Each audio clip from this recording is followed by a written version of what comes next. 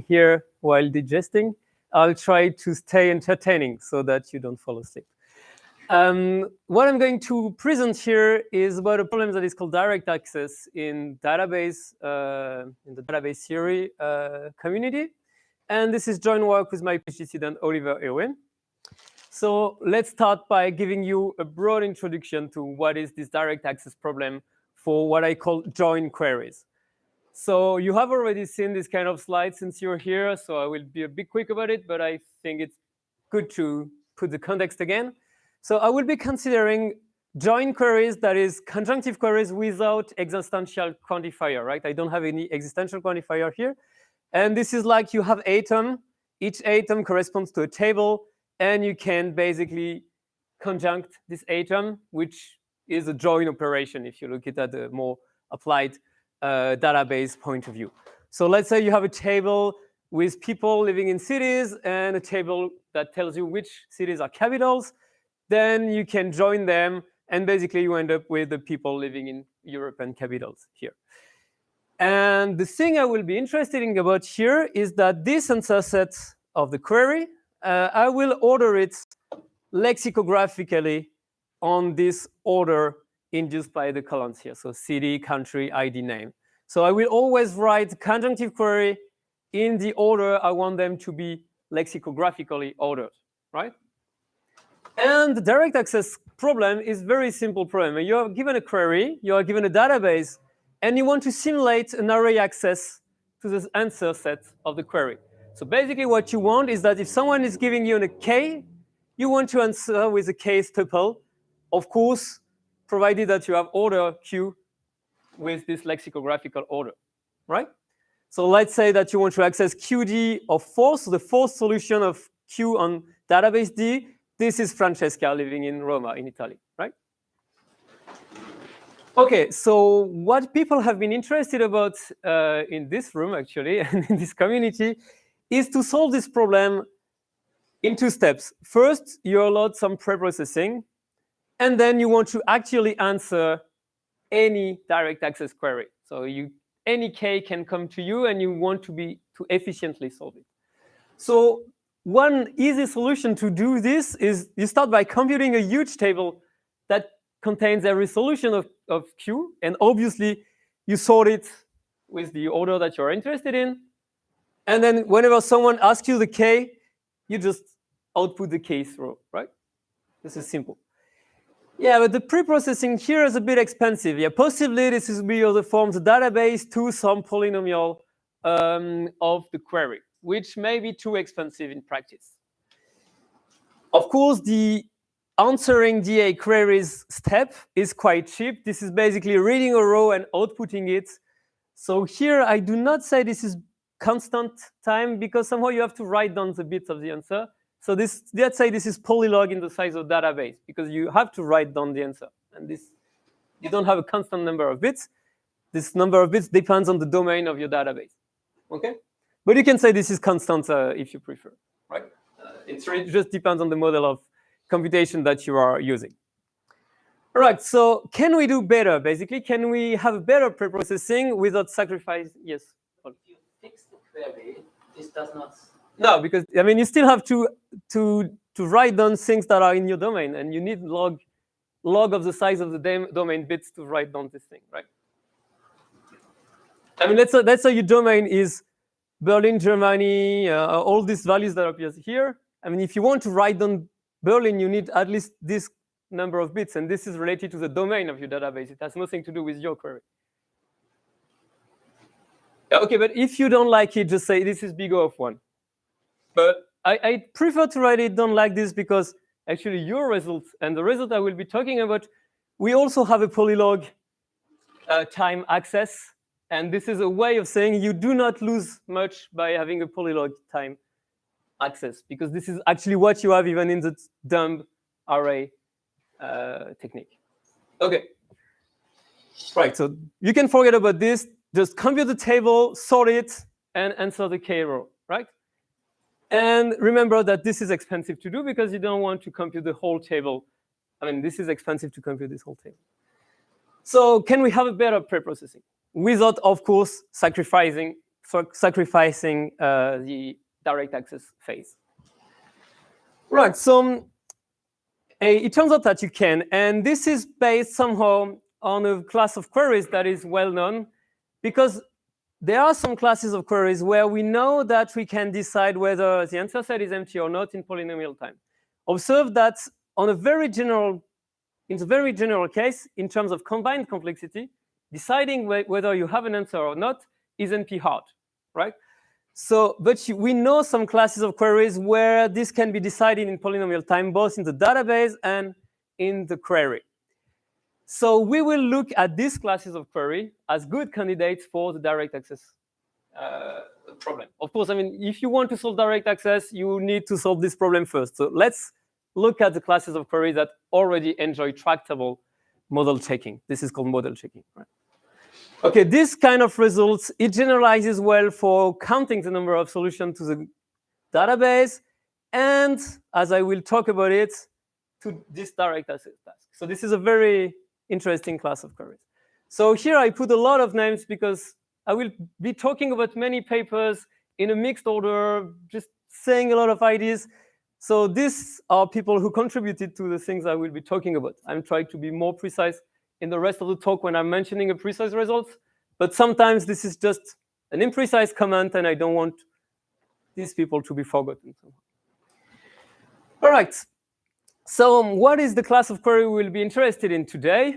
I'm just looking at some part of the story. I will generalize later, but let's look at this acyclic queries. So maybe you are familiar with it already, but let's do a quick recap. So this is a central class of join queries in the literature, and I will explain to you how we define them. So let's start from a join query. So you have atoms, and each atom mentions a subset of variables. So what you start to do is that you write down the variables of the atom in bags. You put them on your paper, and then you try to draw a tree between these bags of variables, right? Okay, this is simple. If I do not add condition, you can always draw a tree connecting this bag. I trust you that you can do that. But what we will be interested in about is some kind of connectedness condition, meaning if whenever I look at a variable, let's say I'm looking at x, and I'm looking at all the bags that contains x, then I want this tree to be connected. I don't want hole in my tree decomposition. So here you see that every bags containing x are blue, and they are connected by path. Right? Same thing with y. We have a connected tree that contains every bag that contains y. So if I can do that with my conjunctive query, then my conjunctive query is acyclic, and this is called a join tree. And if you are familiar with database, you can think of a join tree as some kind of query plan, some kind of order to evaluate your join query. I will go back to it in a few slides. Okay, so let's have a look at this algorithm that helps you to decide whether the answer of an acyclic conjunctive query is empty or not. So I'm starting with this, and then I will progressively go to the direct access problem. Right, so you start from the join tree. You have an acyclic query, you have a join tree, so start with it. Now you load the data inside the join tree. So you replace this YT by some bag where you have put the actual table of your relation here, right? So you have data, it's nicely tied out in a tree, and now we are going to exploit this tree-shaped structure to decide whether Q has a solution or not. And we will do some bottom-up computation on this tree by filtering out tuples in this figure. So you will look at every edge in the tree decomposition in this join tree from a bottom-up manner. So let's look at this edge. This red edge here, I'm trying to decide whether the tuples here could be extended with some tuple that is here below, that is connected here. And you see that 1, 1, 0, you can connect it to 1, 1 and to 1, 0. Y and V here. V does not appear here, so you just have to look at the V as the Y variable. And 1, 1, 0, you can connect it to both tuples here. And 2, 1, 2, you can also connect it to both tuples. But the 1, 3, 0, 1, the 0 here for the Y value prevents you from connecting it here, because here Y has to be equal to 1. So this tuple that I put in red, you cannot extend it to a tuple that also satisfies this table, that is also in this table, right? So you know that in your join query, this one, you can forget it. It will never produce a solution of your join query. So you just drop this one. And you do it for every edge. So if you look at this edge, you can see that the remaining tuples here can all be extended with a tuple here, so you don't do anything. Same here. And if you look at this edge here, you will realize that this tuple 2, 0, 0 cannot be extended to any tuple here, because here y is equal to 0, and here you need y equal to 1. So you cannot extend this. So you have removed tuple from this data structure. And now, how do you decide whether Q has a solution or not? You can simply reconstruct the solution of Q from this data structure by reading it top-down. Basically, the invariant that you have is that for any tuple that remains at the end of the computation, it means that I can extend it below to a solution. And this is true for every tuple that remains in the end. So let's say that you want to extend this 1, 1, 1. You know that you can extend it with 1, 1, 0 on the right, and to 1, 1, 0 on the left, and to 1, 0 here, and to 1, 0 here, and you get a solution of Q here, right? So to decide whether you have a solution or not, you just need to basically check whether some tuple remains in each bag in the end of the computation. And that's some form of a Yanakakis algorithm. It's not exactly how it was presented originally. It's not how you can, the best way of thinking about it, but this is the way I will need in this talk. So basically, you are filtering some solution, and then you have some invariant that tells you that you can reconstruct.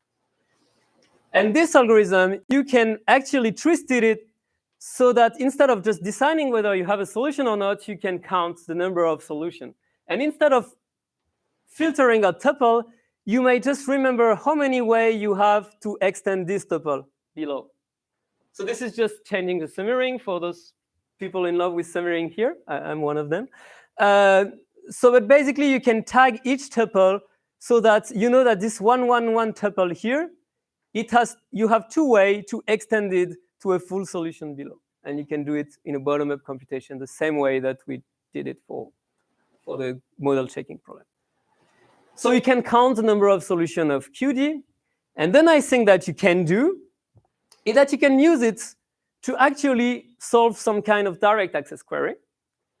And I'm going to be quick about it because this is not the whole purpose of this talk, but just to give you an idea on how the algorithm works, is that let's say that you want to output the solution in this lexicographical order, X, Y, Z, T, U, V. It was not chosen randomly. This order somehow is chosen accordingly to the join tree that we have here. I will talk about it later.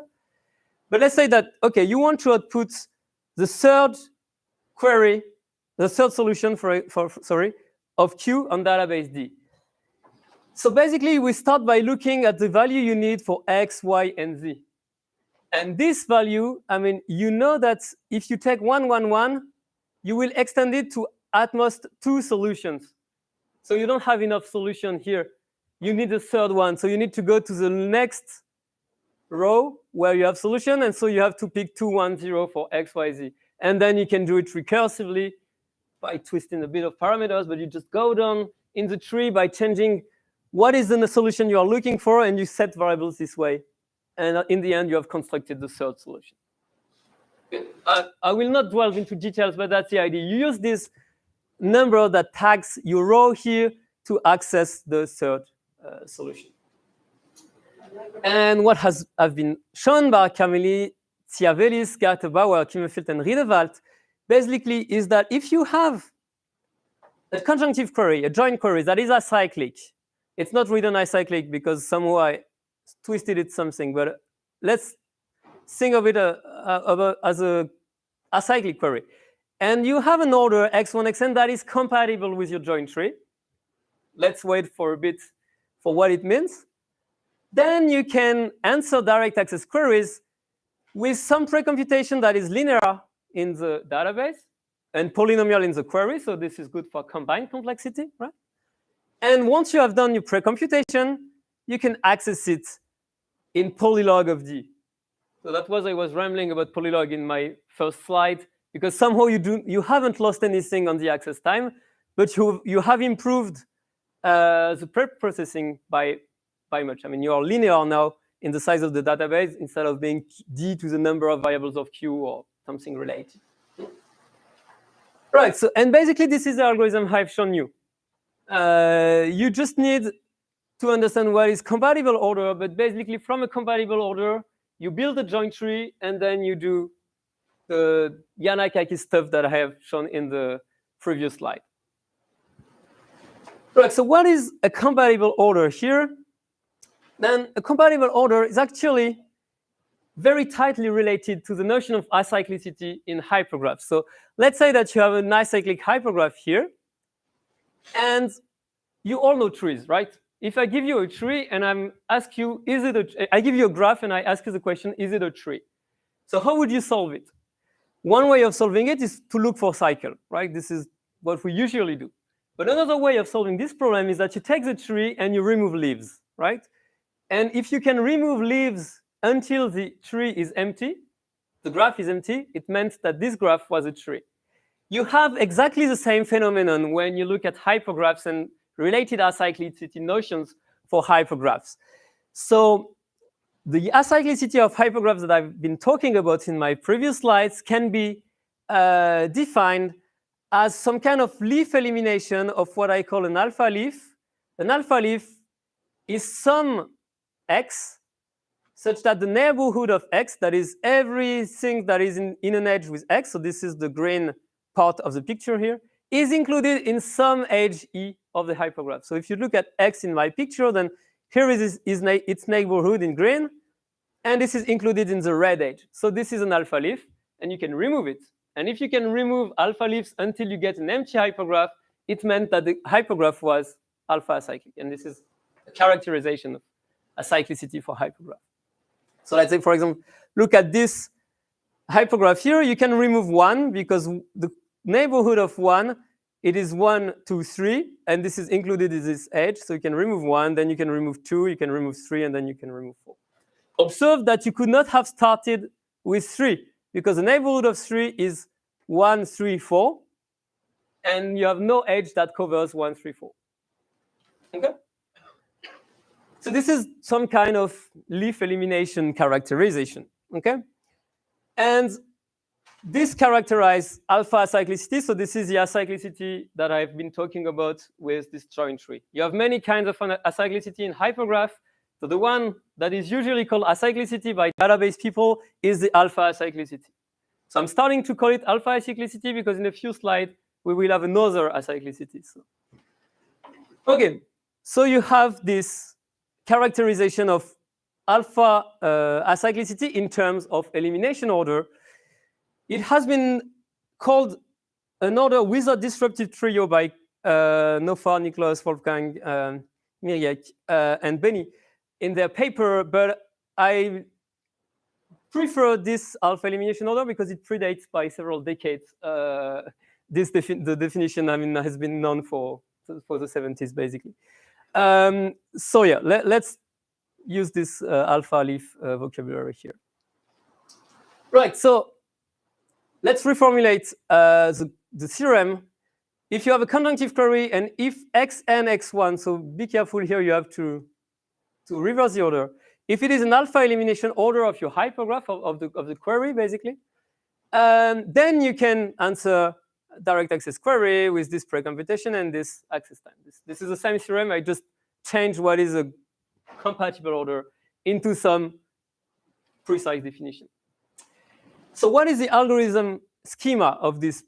How do you prove this theorem? So basically, you take the order, you construct a joint tree that is compatible with your order, and then you load the data, you annotate the tuples the way I've shown you with this Yanakakis modified algorithm, and then you use this top-down reading of the tree to answer direct access queries.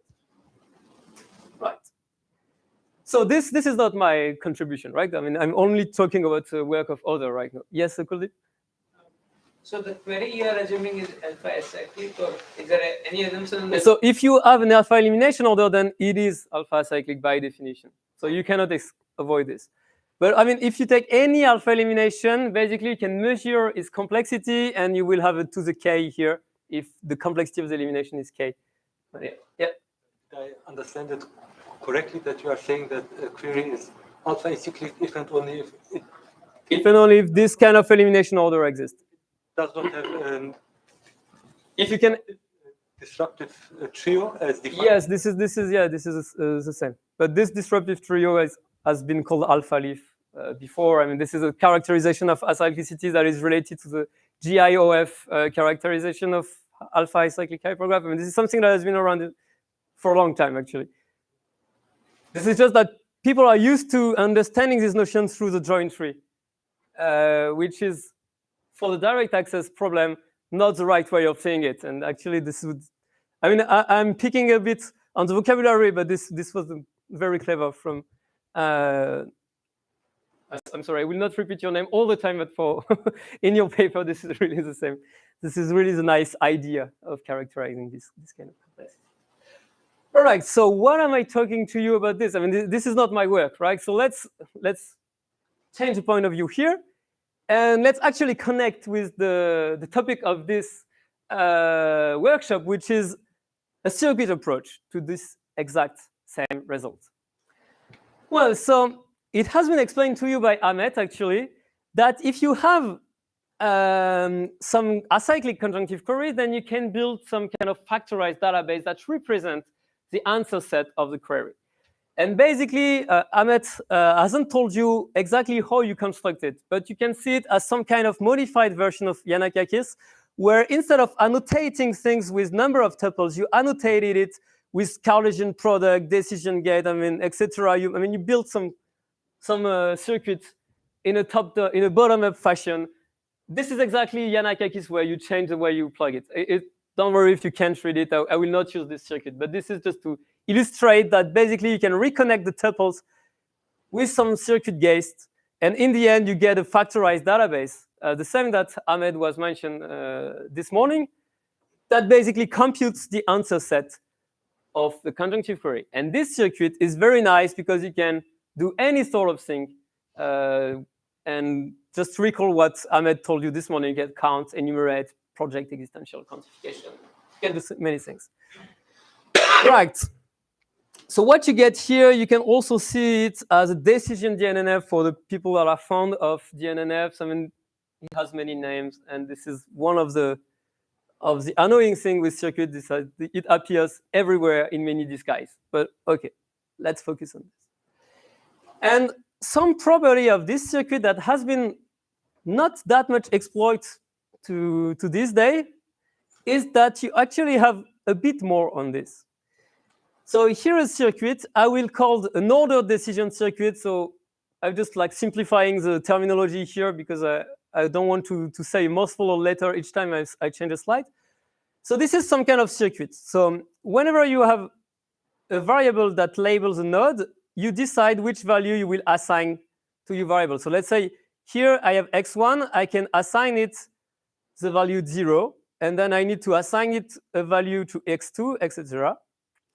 And sometimes you have also Cartesian product, meaning that if I assign x1 to 2, then I will do the Cartesian product of the solution below and the solution here. So let's draw a picture. So for example, this tuple here, x1 is 0, x2 is 0, 3 is 0, and 4, 5 are 1. It is witnessed somehow by this path in the circuit. I mean, I fix x1 to 0, then x2 to 0, x3 to 0, x4 to 1, x5 to 1, and I reach a top gate and I accept this tuple. Right? Same with this tuple here, 2 to 1. I start by assigning x1 to 2, and then I reach a Cartesian product gate.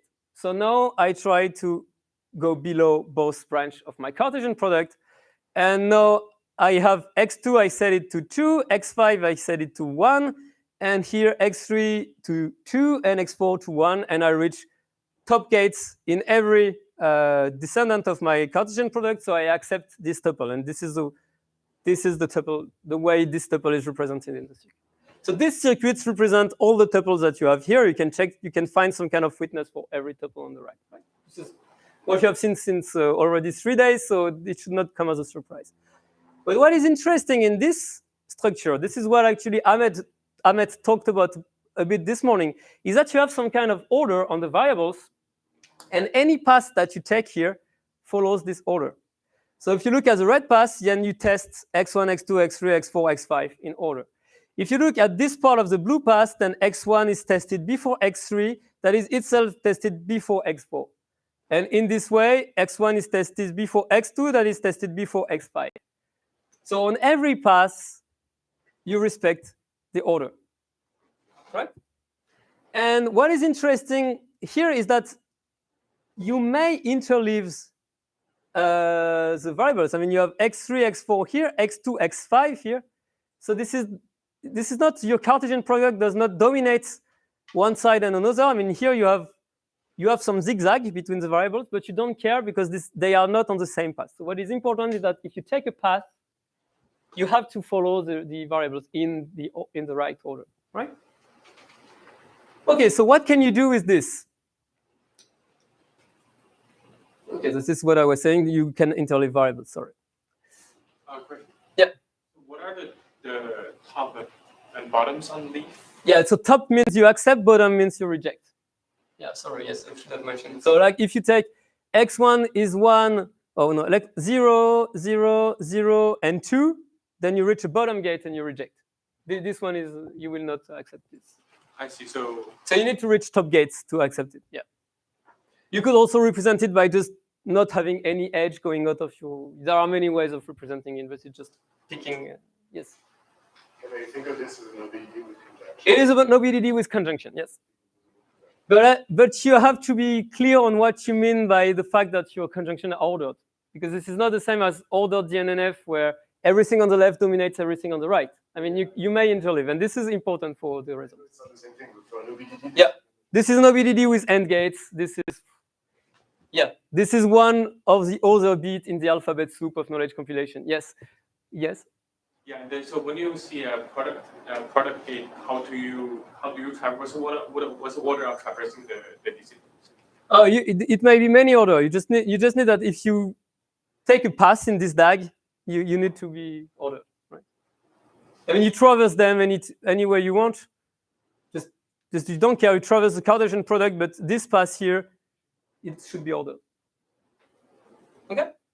So if you look closely at the Yannakakis-based algorithm I have shown you one or two slides before, it should roughly construct this kind of structure as long as the order here is compatible with the join tree, right? But you can also have another point of view by running some kind of DPLL on your query directly, and this will also give you an ordered circuit. So basically, DPLL, you can see it as this algorithm. So you want to express every answer of Q on database D, then you can say this is every possible D. I plug x1 to value D, and I look at the answer of Q where x1 is equal to D on database D, right? So you inductively compile, you decide the value of x1, this is a decision gate, right? And then you recursively compile this new conjunctive query where you have plugged x1 to D. And the other optimization that you need is whenever you encounter a conjunctive query that is decomposable, that is a Cartesian product, takes the name that you like, that basically says, this is the conjunction of two conjunctive query that have disjoint variables, then basically you know that the answer set of Q, this is a Cartesian product of Q1 and Q2. Not too hard to figure out. So basically you do this induction. So you say, okay, I'm compiling this, I'm deciding on x1. Whenever I see a decomposition here, I add a Cartesian product and you do recursive computation. So you build a circuit recursively, right? And of course, you maintain a cache. If you have seen a query already, you do not recompute it, you store it in a cache, and you just plug to the gate that was computing the query you had seen. And if you look at the trace of this algorithm, this is exactly the circuit here that I've shown you, provided that you follow the order whenever you pick the next variable to decide. So this is just another way of building this kind of circuit, but this will be handful in a few minutes. And what you can show is that if this is an alpha elimination order, so if this is the order that was tractable for for direct access, then basically this algorithm, caching, and you just remember what you have computed. You look at decomposition and you just plug the variables following the alpha elimination order. Then this gives you a circuit that is linear in the size of the database and polynomial in the size of the query. So I mean, this is a stupid algorithm. You can implement it, and you don't need a join tree nor anything. This is the beauty of this. You just remember what you've already done, and naturally, the join tree will kick in at some point. But you don't really need to see it. I mean, the elimination order is enough. Okay, so what it means is that if I have a query queue and an alpha elimination order, I can build a circuit for any database. Okay, this is just rephrasing what Ahmed told you this morning. And the nice thing here is that on this kind of circuit, you can now solve direct access. So if you see me coming, what we will do instead of using this Yanakakis-based algorithm, we will build a circuit and answer direct access queries on the circuit directly instead of using the join tree. Okay, so how do you solve direct access queries on this kind of circuit? So I took a smaller circuit to illustrate. You will have a precomputation phase that is polynomial in the size of the circuit, where you will tag every decision gate by a small table. So this decision gate, what you do is that you tag the 0 entry of the table by the number of solutions of the circuit below, where x3 is set to a value smaller than 0. So here, if you set x3 to a value smaller or equal than 0, you have one solution. So you put 1 here. Now, if you set it to 1, you look at the number of solutions you have when you set x3 to a value that is smaller than 1. So this is either 0 or 1. So you have 2 solutions here. And now if you set it to 2, then this is not a solution. So you have 2 solutions in this gate that extend x3 with a value that is smaller than 2. Okay? You do the same for every decision gate that are connected to top and bottoms. And then you go up in the circuit, and you do the same. Like if x2 is set to a value smaller than 0, that is 0, you have 2 solutions, because basically this is a solution of this circuit, and this circuit has 2 solutions.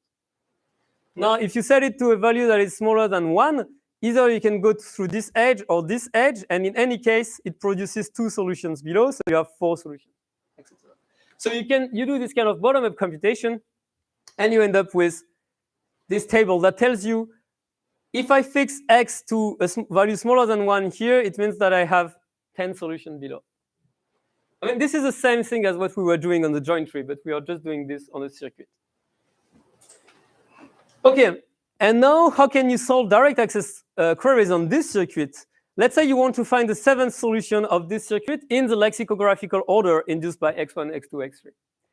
So you find the 7th solution. So you start by choosing the value of x1. What is the value of x1 I have to choose? If I choose something that is smaller than 0, then I don't have enough solutions, because I only have 4 solutions that set something to 0. But if I set it to 1, I have 10 solutions. So I know that if I set it to 1, I will find the 7th solution below. So I know the value of x1, and I can go down in the circuit. I have found the value of x1. For the 7th solution must set x1 to 1, actually. And now you have to recurse. So you have to find the value for x2. But you do not look for the 7th solution anymore, because you have forgotten about 4 solutions by not going down here. So you have to remove this 4 solution from your pool. And now you look at the 3rd solution of this subcircuit. And you do the same. The 3rd solution, you have to force x2 to be 1. And you recurse. And in the end, you know that x1 equal 1, x2 equal 1, x3 equal 1 is the 7th solution in your case. Right. So far, this is the same algorithm.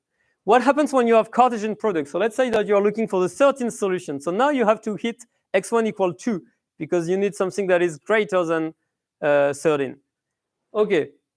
So I fix x1 to 2, but now I have a Cartesian product. So I will go below the Cartesian product, and I will reach 2 decision gates. And now I hit the gate that is labeled by x2. And I need to find the 3rd solution, because I have forgotten 10 solution here. So I need 13 minus 10. I'm looking at the third solution, but of this purple set of decision gates. And the third solution here, you have to be careful, because if you look at the table of x2, there is no third solution, right? But this is forgetting that you have a pool of solution here. You can set x3 in two different ways. So basically, the number of solutions that extend x2 here, you have to multiply by 2. And you know that you have to set x2 to 2. And with the same reasoning, you go down and set x3 to 3. So basically, you maintain some kind of frontier in the circuit. And you set each variable one after the other. And you find the x solution in the lexicographical order. And deciding what is the value g here. OK, here you only have 3 values. So you can just go over the whole table. But you can do a dichotomic search here, because you see that this is ordered. I mean, the greater the value, the most number of solutions you have, because you look at the number of solutions that have a value smaller than 2. So you can do a dichotomic search here. So deciding the next value is always polylogarithmic in the size of the domain.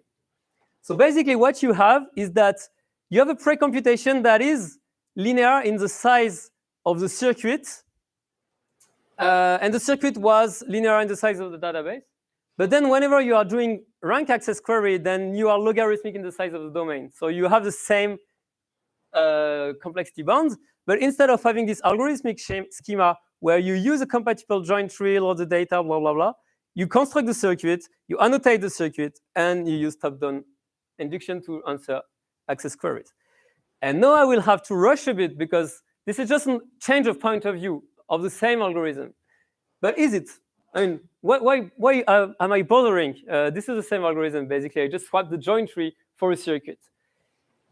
It is not exactly the same thing, because in a joint tree, you have this extra underlying tree structure. So you may not see it in the circuit, but it's there. I mean, even if you compile from DPLL, you will have this tree structure. And actually, we can show that you have small ordered circuits that if you impose this tree structure, this is the structureness of the NNF for those who know, you will blow up the size of the circuit. So basically, you can represent more things with this ordered circuit than with the joint tree approach. Okay, this is more powerful because you don't have to have a tree. You just need orders. And actually, this is witnessed by these results that I will not talk much about because I'm running late. But basically, if you take a conjunctive query that has negation in it, we know that this is not tractable for the alpha acyclicity, the acyclicity of databases, the one I presented before. But what happens is that you can trade this acyclicity for another acyclicity that is called beta-acyclicity. And a beta-acyclic query is a query where every sub-query is alpha-acyclic. And you can characterize it in terms of elimination order. And you have this result that tells you basically that if you take a conjunctive query with negation and an elimination order that is good for this beta-acyclicity notion, which is a restriction of the alpha-acyclicity notion, you can build a circuit. And this circuit has polynomial size in the database. And then on this circuit, you can solve direct access queries. So basically, it gives you direct access algorithm for conjunctive query with negation. And you could not have proven this using the joint tree approach, because if you look at this paper that I've written in Leaks in 2017, I show that representing this kind of answers in a circuit that is structured along a tree is exponential size. So you cannot use the joint tree approach in this case. Right. So let me just wrap up quickly. Basically, the same technique works for signed joint queries where you mix positive and negative atoms. You just have to adapt the notion of acyclicity that you are using. And I haven't talked about existential quantifier, but basically, you can build the circuits by ignoring them and then project everything in the end, as long as you project from the bottom of your circuit. OK. And you can also generalize it to a notion of width that is basically the fractional hypertree width if you look at the positive case, but that sits between beta-acyclicity and beta-hypertree width if you look at the negative case. OK, thank you for your attention, and sorry for the rush in the end.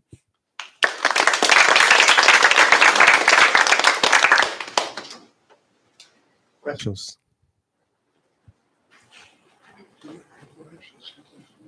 So it's clear that the only orders that you can support are those that are what you call compatible with the cyclic hypergraph. But in many cases, I mean, the hypergraph that you have, it might be quite arbitrary. I might route it right. I mean, I can route it in any way. So what if I want a different order? Or what if I want to give weight to the tuples? And so how do you, I mean, do you have any hardness results for orders that are not compatible with the joint tree or other polynomial time results? So yes, so for the positive case, so you have this result by Stefan Mengel, Nufar Karmeli, and Karl Brinkmann, which basically says take any order and you can measure its complexity vis-a-vis the query. So they say, okay, this order is related some hyper-tree decomposition of width k, and you will have to pay a preprocessing of d to the k. And they have fine-grained lower bound in this case. So basically, you take any order and you can know what will be the worst case of this order if you pick the wrong database, basically. For the signed one, we still have no lower bounds. This is work in progress. What do you mean by signed queries? So queries with negation. So this one that I've shown you with beta-acyclicity, so the contribution that I was presenting today, basically. We don't have lower bounds. So we don't know whether we have the right definition of the complexity of an order. I mean, this is still a bit mushy.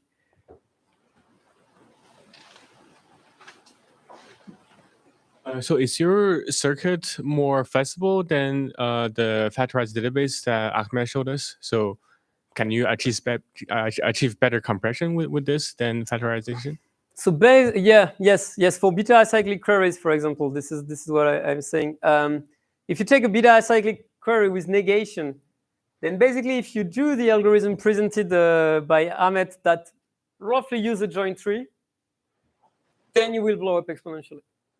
You need to forget about the tree structure. And because you have you may have different subqueries that behave differently vis-a-vis a joint tree. So you need different joint tree for different subquery, basically.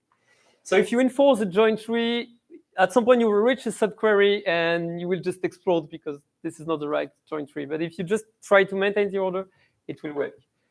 But then basically, I never know what they call factorized database. They have so many different classes of factorized database. So basically, I would not be surprised that they have one definition that roughly matches this. I mean, Ahmed this morning was talking about order, but it does not appear in the original paper of Dan. He told me that this is a new insight in the circuits that looks like my insight. So I guess this is basically converging at some point. But yeah, if you enforce the tree structure, whatever I can tell you is that this will blow up. Thanks. But you can call it factorized database too. This is exactly the same.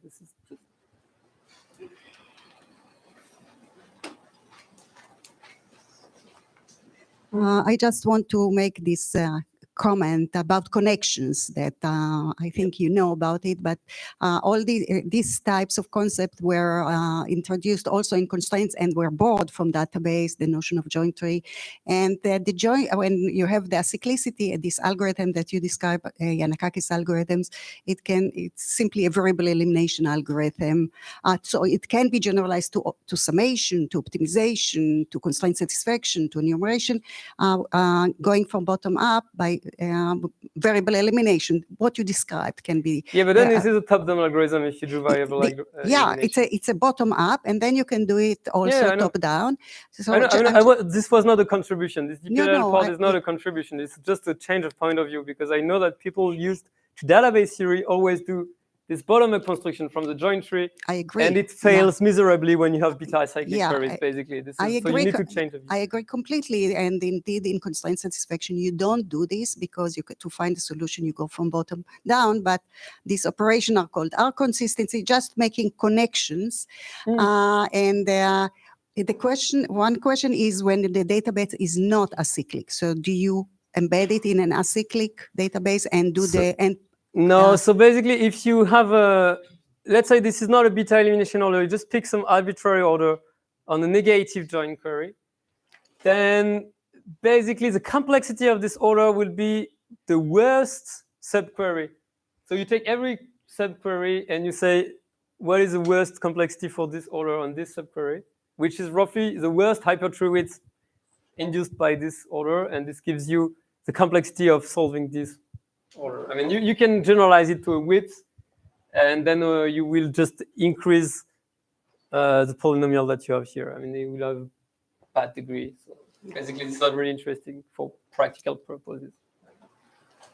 Okay, so the last comment is that there exists this class of queries, finding the m-best solutions in the context of graphical models, and there is some work about how to find the m-best on acyclic 3D composition. I think there is some relationship, so it could be but this is not exactly n-best. I mean, here you need a direct access, so you need to.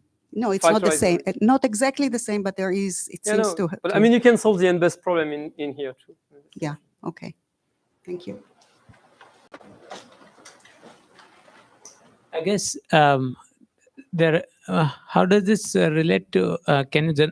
You should be able to generalize results to the approximate variant where you want not the kth, but you say. Yeah, so basically, I believe that I could approximate the number of solutions of this class of circuit because, this is nice. You can fix the variables in order. Yeah. And it blew up in my face because basically you may follow Cartesian product in different ways if you do different choices. And somehow you have to maintain a frontier where you have different decision variable. I mean, you cannot adapt the NFA algorithm for this. And I was almost sure I could until the day I realized that, no, you need there is some combinatorial explosion somewhere. I can elaborate on it on the whiteboard if you want, but I'm not claiming it is not approximable. Oh. I'm just saying that the naive generalization of sharp NFA does not work. This is what I'm saying. So you despite the fact that it looks like it should work. So okay, just so that I understand it properly, instead of asking kth solution, I want a solution that's within like k into 1 minus epsilon to k into 1 plus epsilon. Oh, no, this is not what I believe. Okay. For this, but I mean, you can solve the k problem directly, so why would you? No. Can we look at broader class of queries? Yeah, I guess we can, but I have no idea what would be the right question to investigate. And I think the good starting point would be positive queries because they behave in a better way than negative query, which is related to SAT in a way. I mean, this is more complicated than positive queries. Do you have a question? Yeah. So you mentioned that for different subqueries, specifically for queries with both positive and negative atoms, for different subqueries you use different geometries. What do you mean by subqueries in this context? Okay, so do I have? Yeah. So look at this query. Like you have, this is alpha acyclic. I mean, you have a triangle, but it is contained in a huge edge. So from the point of view of positive queries, this huge edge constrains the value of 1, 2, 3 into something that is polynomial, so you don't really care to have a cycle inside here. But now imagine this is a conjunctive query with negation. And let's say that the item here is negated, right? Yeah. And in your database, the table is empty. So the subqueries are like the positive? No, this appears in the negative case. Because, I mean, let's say this is negative. Yeah. And you take the empty table. So this is just like you don't have the edge. I mean, if you have a negated empty table, this is like the table is not here, right? So here the subquery is what you have on the right? Yeah, so subquery here, you end up with a cycle, and then your techniques based on alpha acyclicity does not work because basically you have killed it. I mean, this cannot be tractable because this is not acyclic anymore.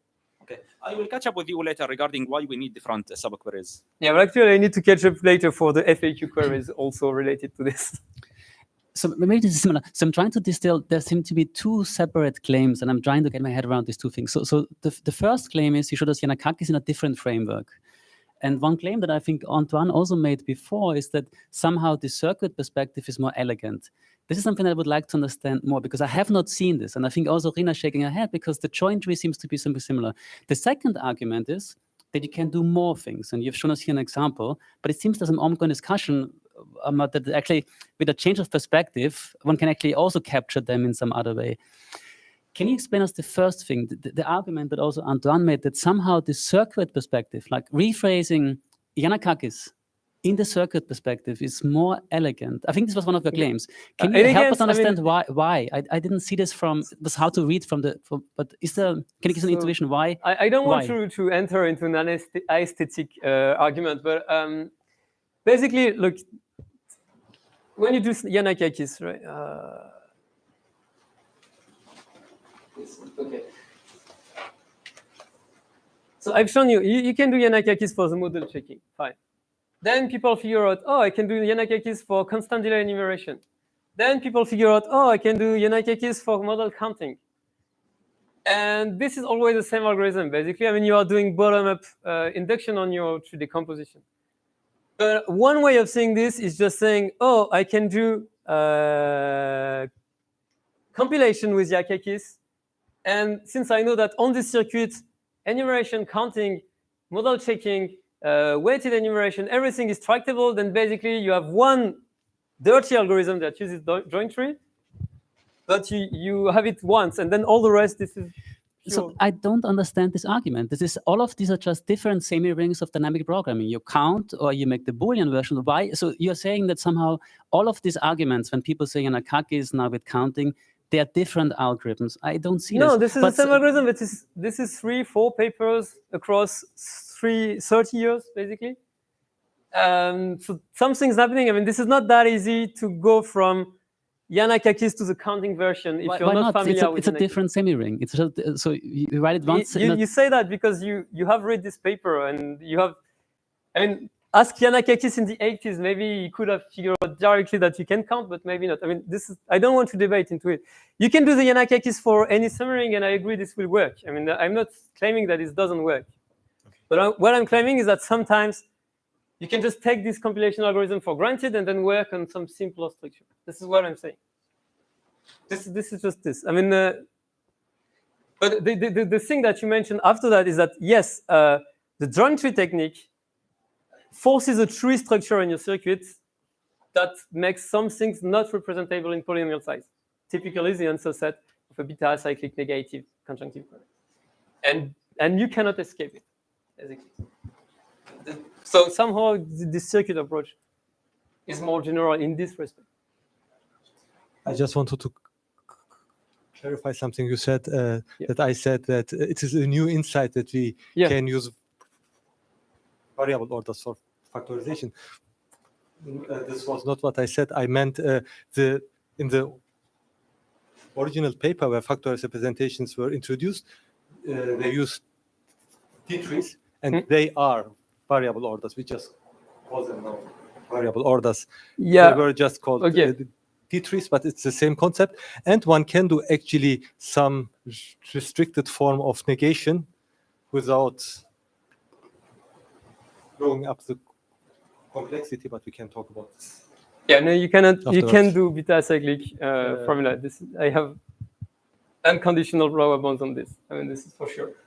But okay, you know, this is just I was never clear that this was seen as a variable order in the original paper. This is not exactly.